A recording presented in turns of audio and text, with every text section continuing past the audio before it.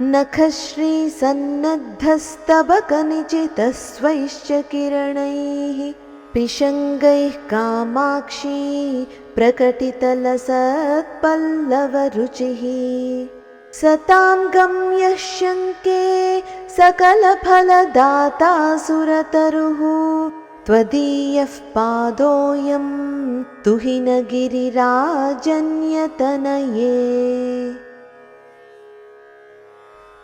नखश्री सन्नद्ध स्तबक निचितः स्वैश्च किरणैः पिशङ्गैः कामाक्षि प्रकटित लसत् पल्लव रुचिः सतां गम्यः शङ्के सकल फलदाता सुरतरुः त्वदीयः पादोऽयं तुहिनगिरि राजन्यतनये।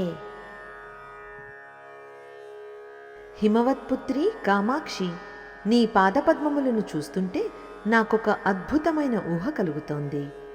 నీ పాదనఖముల కాంతులు పువ్వుల గుత్తులుగా, నీ పాదముల నుండి వెలువడే ఎర్రని కాంతి కిరణాలు లేలేత చిగురుటాకులుగా ప్రకాశిస్తూ కల్పవృక్షం వలె భాసిస్తున్నాయి.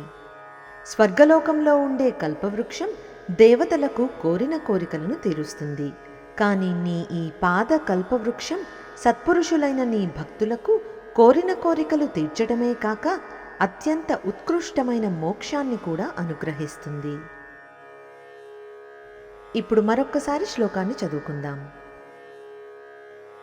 నఖశ్రీ సన్నద్ధస్తబకనిచితస్వైశ్చ కిరణైః పిశంగైః కామాక్షీ ప్రకటితలసత్పల్లవరుచిః సతాం గమ్యః శంకే సకలఫలదాతా సురతరుః త్వదీయః పాదోऽయం తుహినగిరిరాజన్యతనయే.